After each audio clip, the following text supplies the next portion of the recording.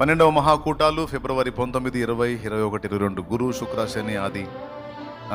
ఈరోజు dates release అయినాయి కాబట్టి తప్పకుండా ప్రేయర్లో గుర్తు చేసుకోండి. దేవుని కృపను బట్టి ఏటా అనేక ఆత్మల రక్షణలోకి వస్తూ ఉన్నాయి.